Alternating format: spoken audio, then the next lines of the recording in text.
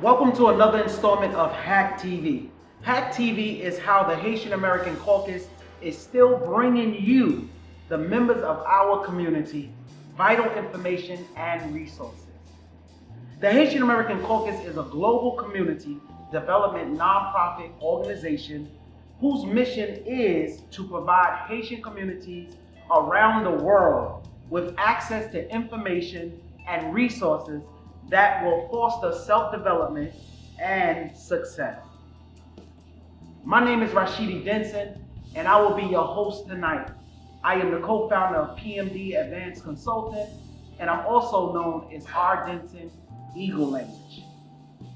I just want to let you know that our sponsor tonight for this project is Verizon. We are so excited because tonight we're going to be talking about school to prison pipeline. The problem, the solution, and the change. Well, when you talk about that, most people want to talk about the problem, and everybody has an opinion when it comes to that particular topic.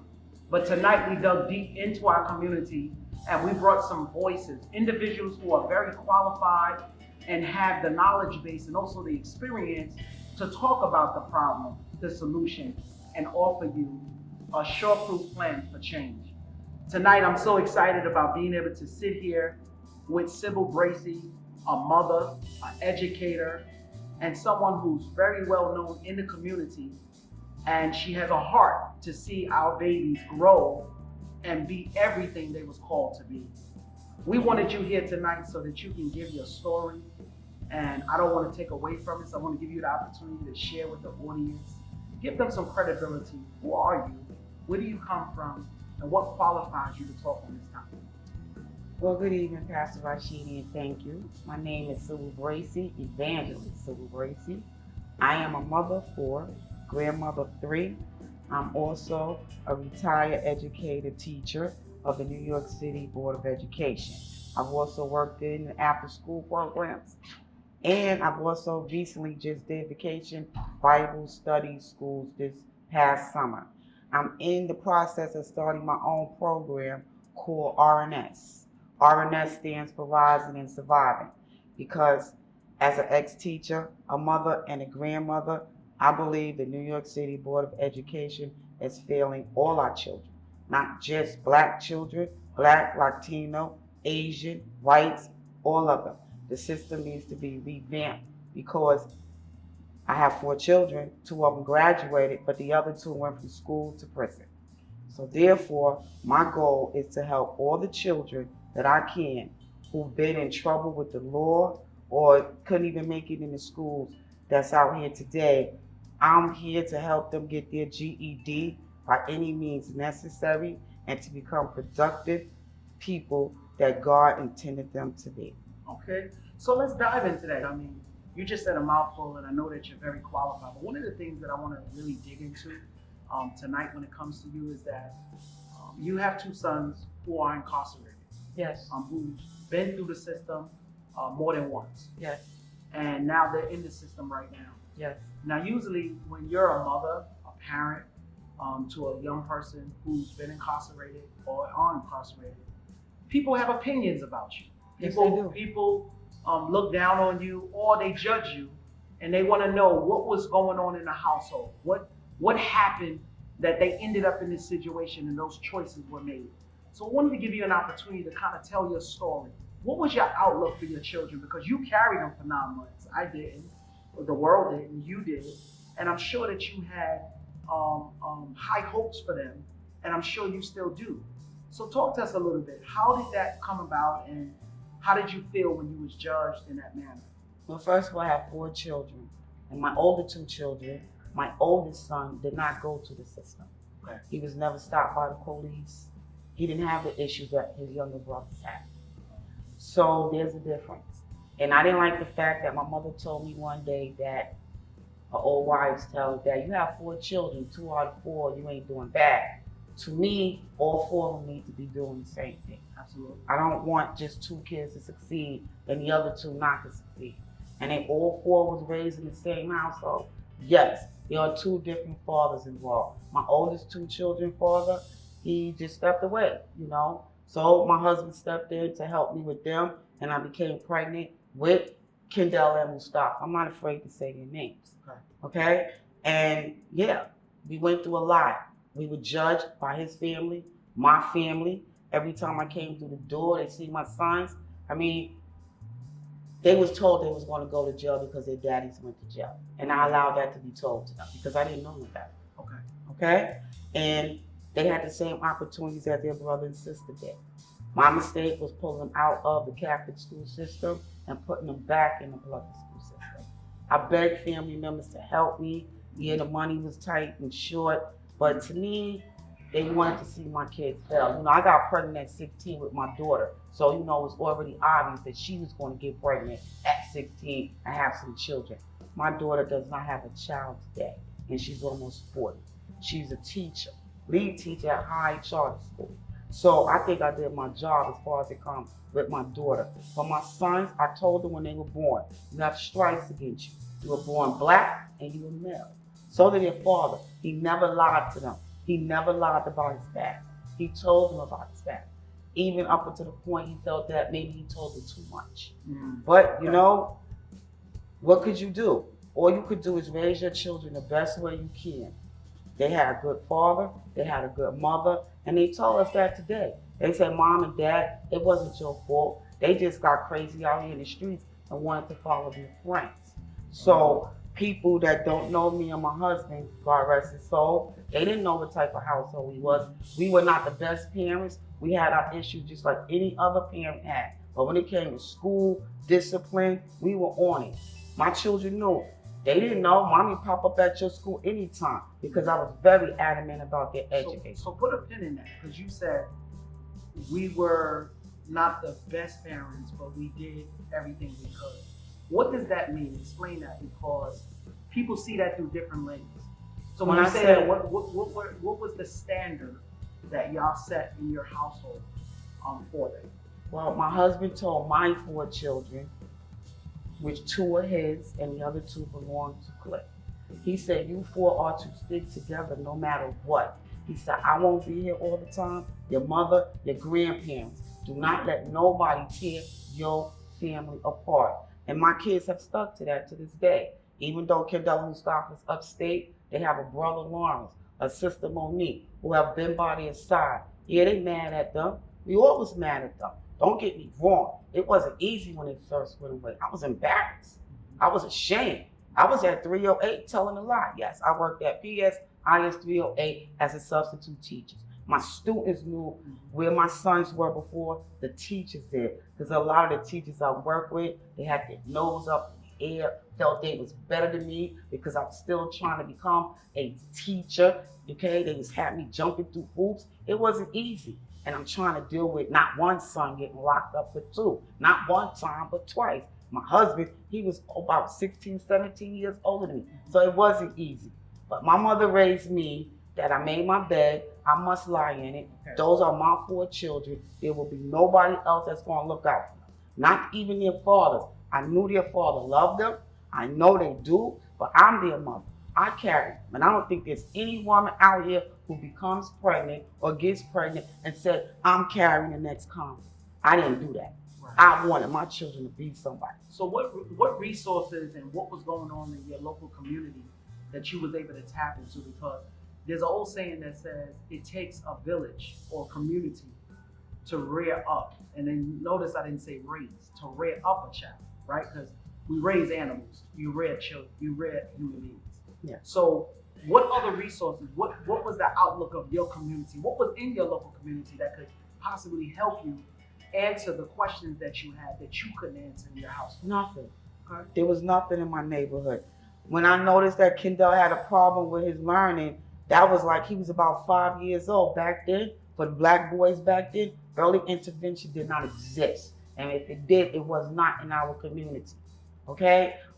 When the daycare teacher noticed that my son had a problem, I had to battle with my husband, Ronald. Because back then, a lot of men, nothing wrong with my son, nothing wrong with my kid. I had to deal with that. But one day I went to my son's classroom and I'm sitting up there watching him.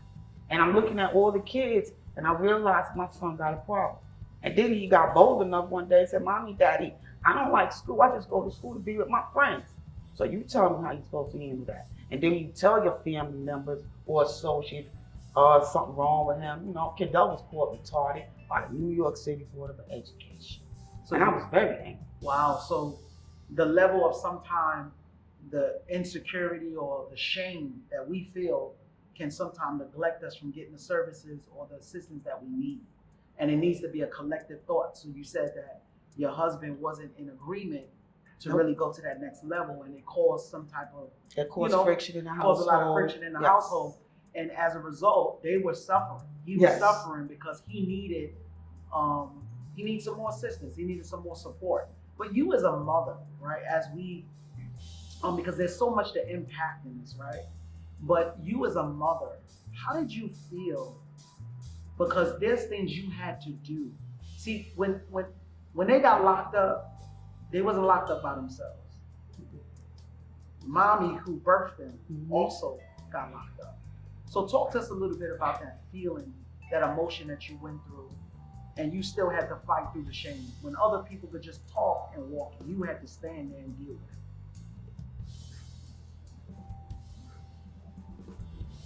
When you stand there and you watch your two sons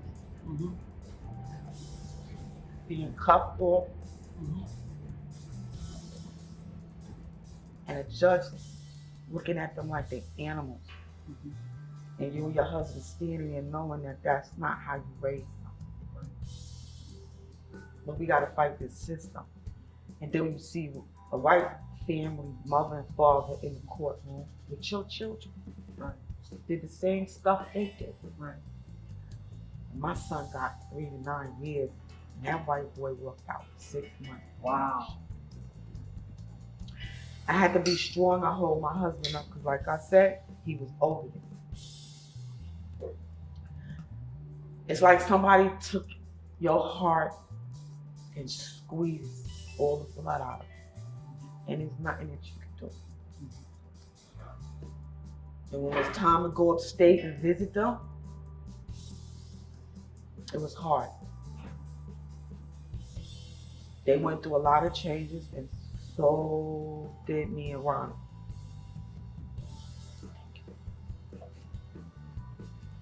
When they closed that gate, it made my whole insides change because you can't take them with you.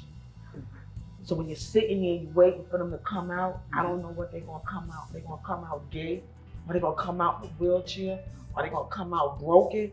I couldn't even watch jail pictures no more. That's done. To this day, I don't watch that stuff because I can't help but think about my sons.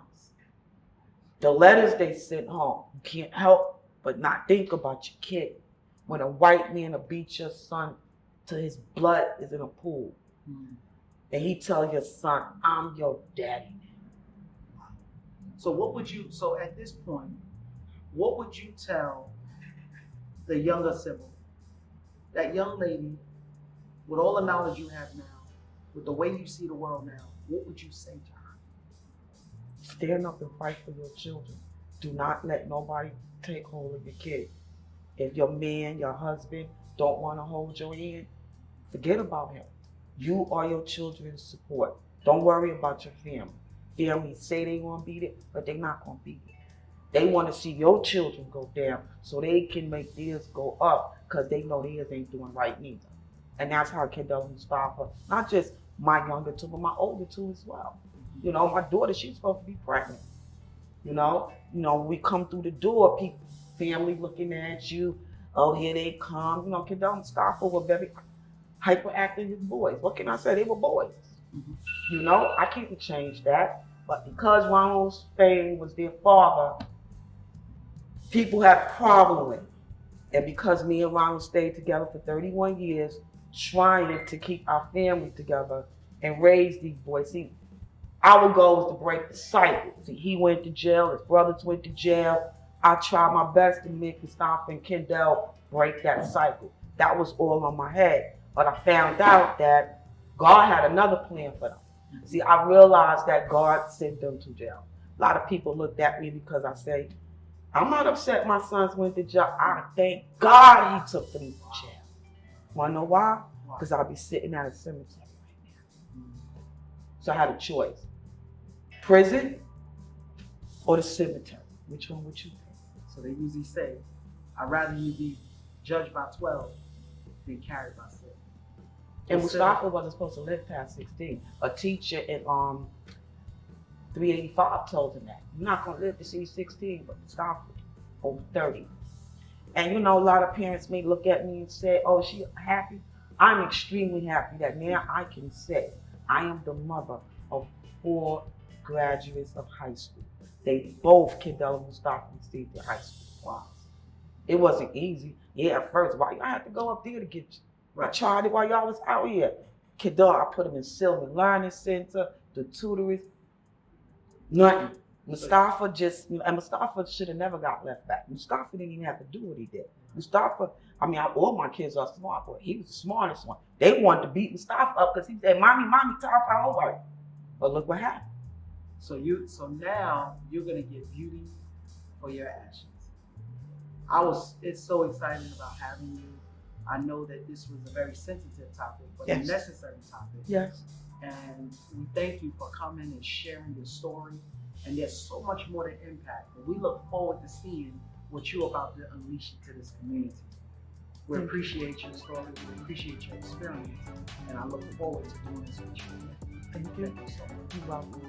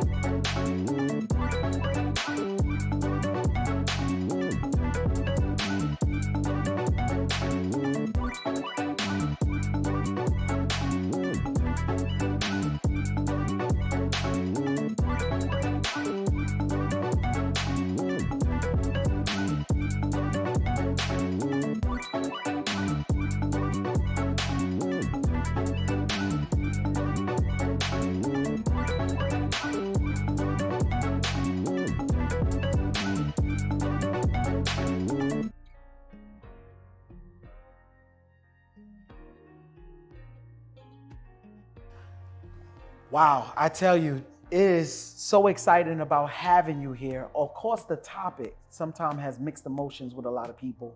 We're talking about school to prison pipeline, the problem, the solution, and the change. I'm just excited because I have Jackie Brantley here.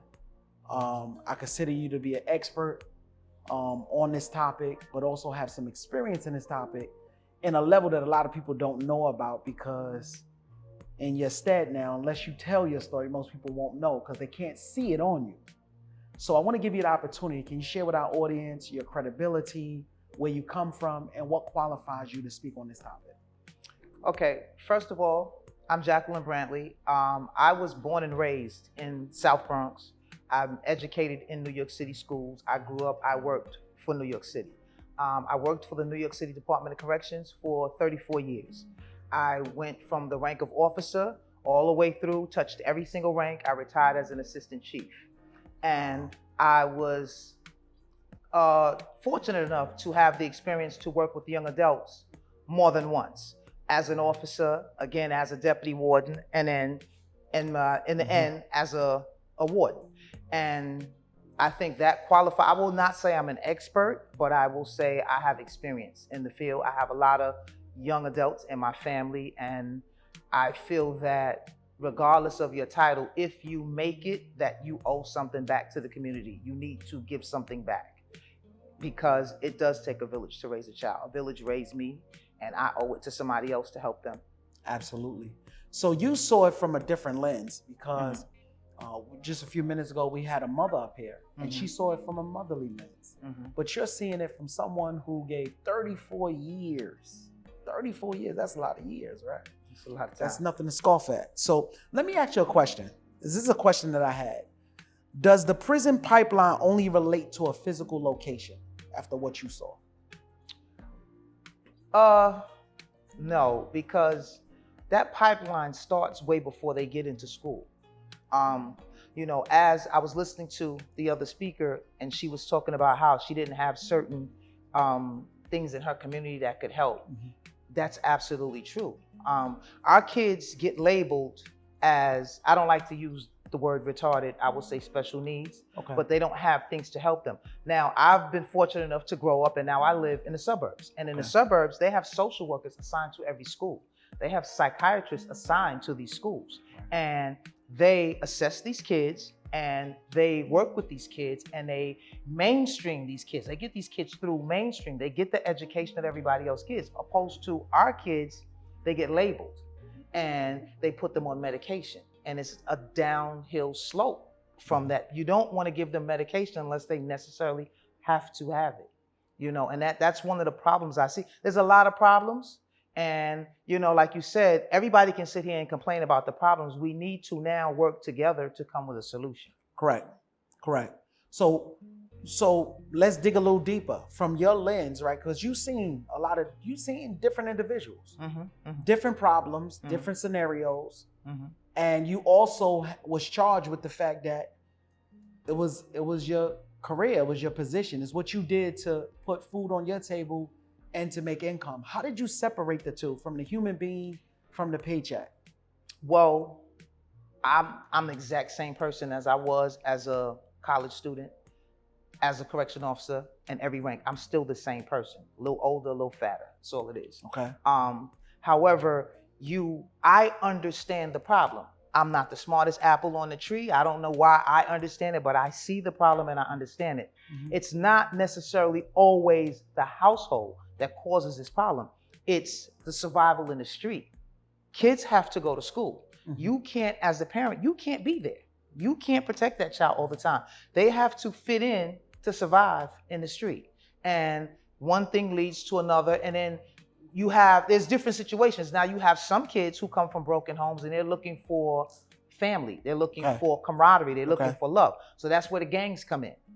They're filling that need. However, the child doesn't realize that they're being used. Now, with that under my belt, knowing that when these guys come to prison, I speak to them like that. The first thing we do is we establish a relationship. You can't speak to me any old kind of way. And I won't speak to you any old kind of way. I respect you as a young man. You have to respect me as an old woman.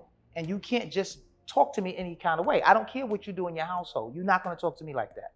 And kids, when they feel safe, when they feel secure, they're totally different from that monster that we see, you know, on TV.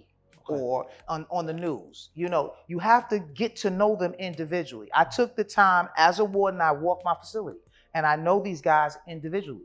They call me Miss B, they call me warden, it doesn't matter. I'm not, you know, sitting on this title. I need to establish a relationship with you because that's how I control you. I need to minimize my incidents. I don't want incidents between officers and inmates. Officers get hurt, inmates get hurt. So I don't want the incidents. I don't want the incidents between inmates and inmates. And, you know, a lot of the problems, like they go into these facilities and they're not safe. They're not secure, and the lamb becomes the lion and for survival. But if you get that person by themselves and you have a conversation and you establish a relationship, it's a totally different personality. And what people don't realize, a lot of these guys are very intelligent. Right. You just made a statement, Ms. B. You said the lamb becomes the lion. And I just want to reiterate that we're in Essential Men. We're in it's not the average barbershop. This is an experience, the grooming lounge. But the barbershop is the only place that you will find the wolf, the lamb, and the lion sitting together, waiting to get a haircut. It's the only place. You'll find all three of them sitting together. I never thought about it. Because usually you'll never see a lamb sitting next to a lion. Right. And a wolf don't even want to be near a lion either.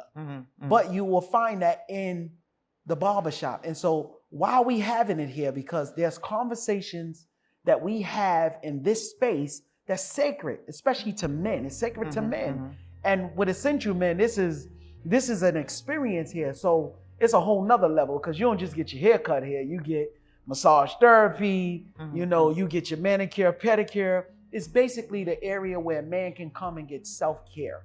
Now, let's talk about that a little bit, because you not only saw the inmate, but you also saw the officer. Right? So if it's okay, if we could just talk about it, what are some of the things you suggested that you do in self-care? Because when you're constantly having to work somebody else's problem out, how do you work out yours?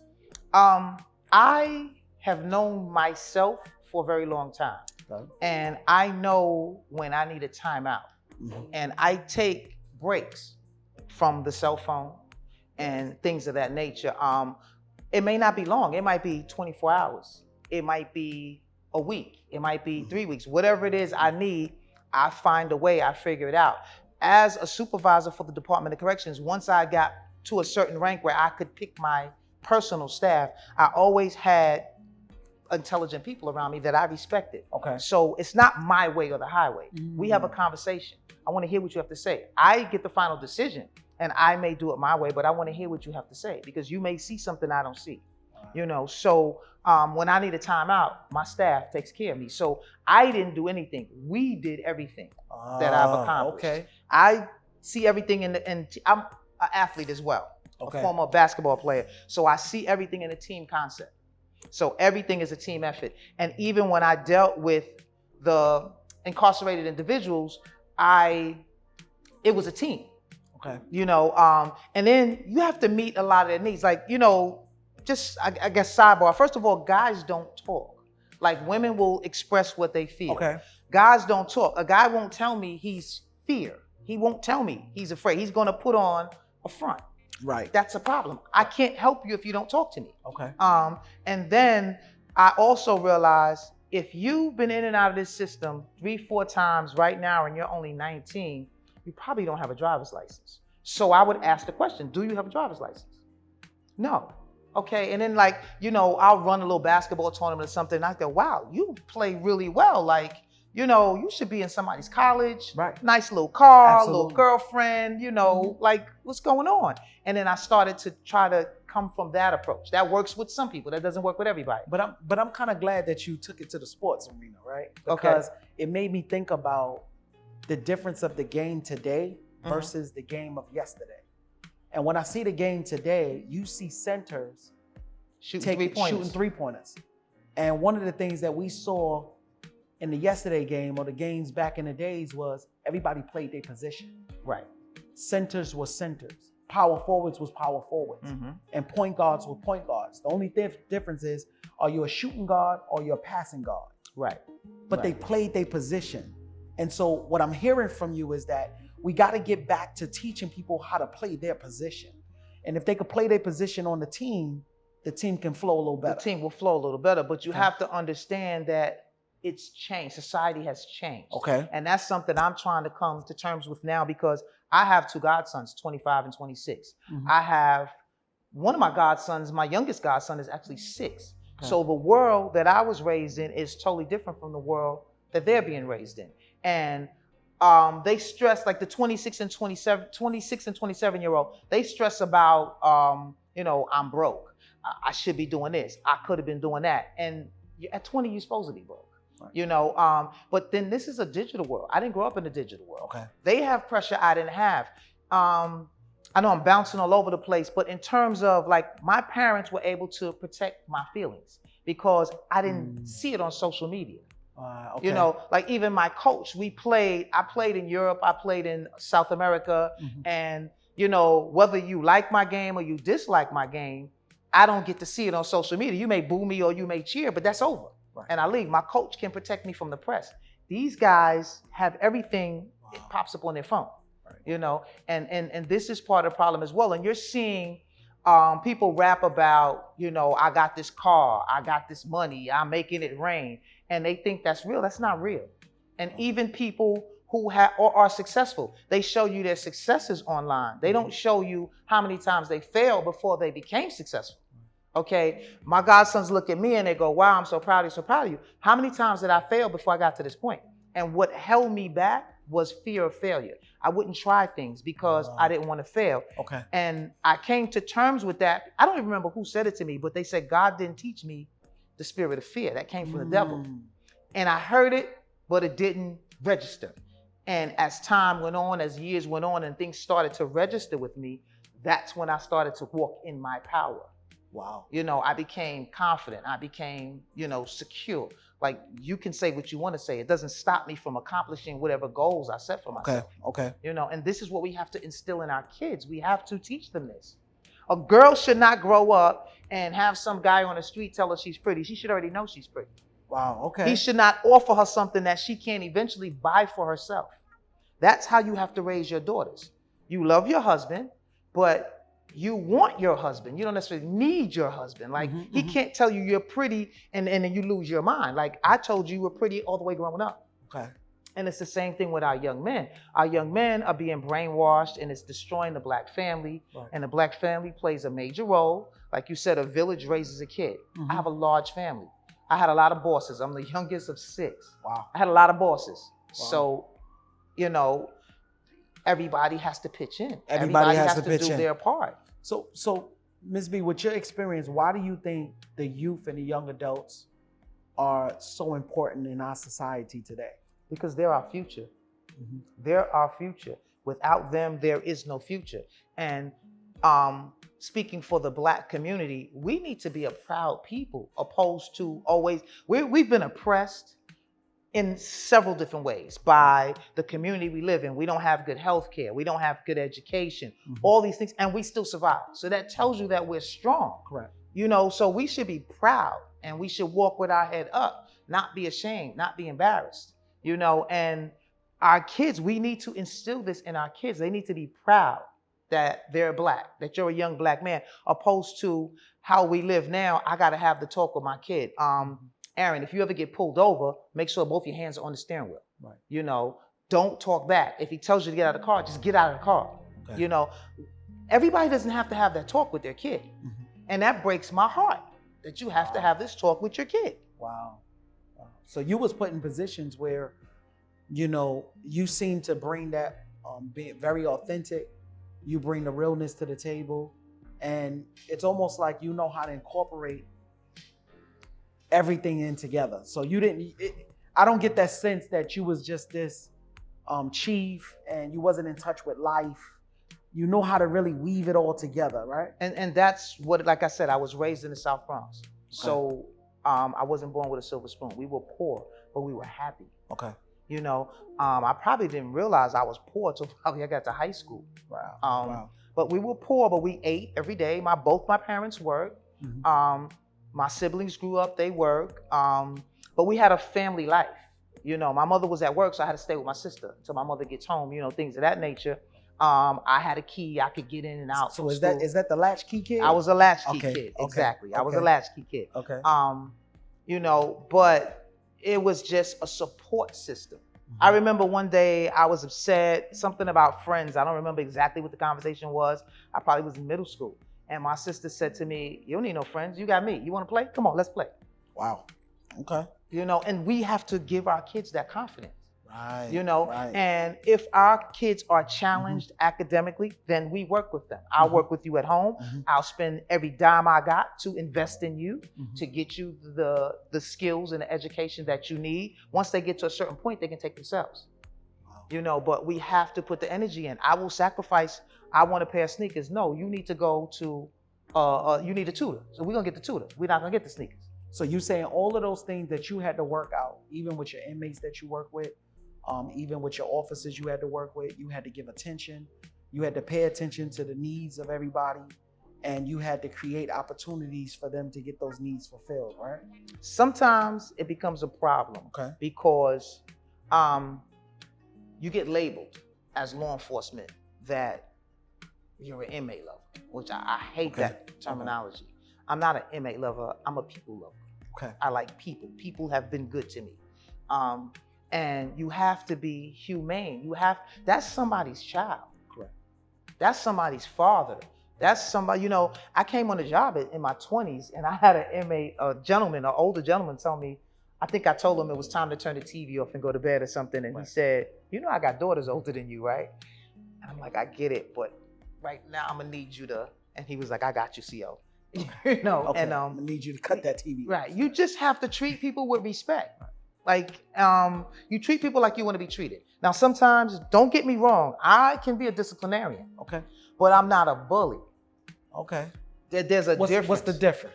The difference is I don't need to put my hands on you to impose my will. Okay. Because I'm smarter than that. Okay. And that's, and I think when you start to think like that, like I can use my words. And I hate to say manipulation, but a lot of times it is manipulation. Sometimes I have to convince you, because I live in a man's world. So sometimes I have to convince you that it's your idea to get it done. Wow. That's the reality. Okay. And being a black woman in a white man's world. Mm-hmm. So I can use my words, and if it comes to you have to defend yourself, I will absolutely defend myself, but I will never be an aggressor. And people start to respect that. They see that, but now you have to convince the officer sometimes. Sometimes people come into law enforcement with this idea that it's do it because I said so. Okay. Or it's my way or the highway. Or you were bullied as a kid, so now you want to bully somebody. Wow. Law enforcement is changing for the better. And it's about time. I'm glad that you said that. And as we sum it up, in Chicago, a few years ago, there was a young man. They coined him. His name was, they called him Yummy. No, his last name was Sanderford. They called him Yummy. He was 11 years old. He had about 20 violent felonies on his record at 11. Wow. They didn't know what to do with him. Matter of fact, if I'm not mistaken, they go around and they call kids who get out of line now over there, they call them little yummies. He was murdered. It made national news.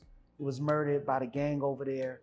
Apparently he carried out an order that was given to him, and he ended up killing a young girl who was actually not too far from his age. Mm-hmm. And he was on the run.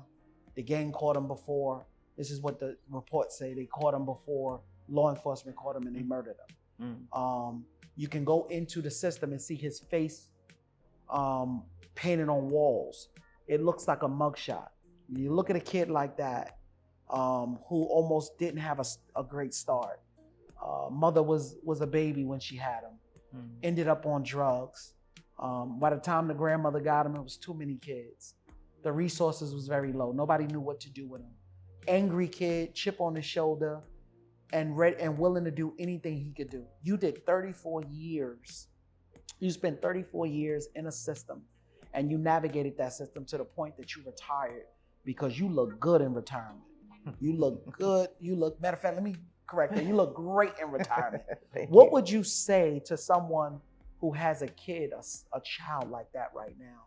What would you say to him after all the experience and things that you've seen? What would you say? Well, I can't speak to the specific situation because I would have to meet the child, and every situation would be slightly different. I don't know what caused that child to be like that. Mm-hmm. It could have been something in the household. It could be that the child actually is mentally challenged. Mm-hmm. And but I would say if it were my child, I would have the child assessed, which is a problem because in our communities, we don't have that type of resources available to us. But the child needs to be assessed, and then there needs to be a treatment plan. And in working with, again, like I said, we as a team did some things. When I worked with the young adults, we had a team of non-uniforms, which were into programming, and they would assess these guys and develop programs that would keep these guys occupied and busy because you take away the idle time. Okay. What they say, idle mind is the devil's workplace. Idle time is the devil's workshop. Right. So you take away the idle time, you have to keep them focused. A person who may not be able to focus, you may have to keep refocusing them. So they need individual attention more so than the average kid. But like I said, I can't speak specifically to that individual, but that's where I would start if it were my child. Wow. So you said some powerful words. You said plan of action. You said assessment. So you talked about us getting together as a community. Absolutely. And really looking into what we could do to better that child, to make that situation better for the family. And basically not try to determine what we think it is, but get to the specific problem and get to the specific solution that can make a better outcome. Absolutely. Listen, I am so excited, and I thank you so much for even sharing your heart with us. I know that it wasn't the traditional conversation about the school to prison pipeline, but I think we got into your heart. I think you shared your heart. You gave us a little bit of your insight, your experience, but most importantly, you let us know that you stay human. You have to. And I appreciate you for that. Thank you so for much. having me. Appreciate it.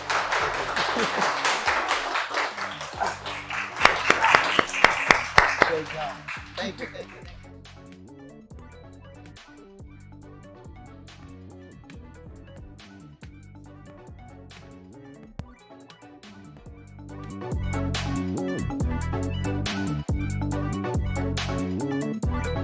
Thank you.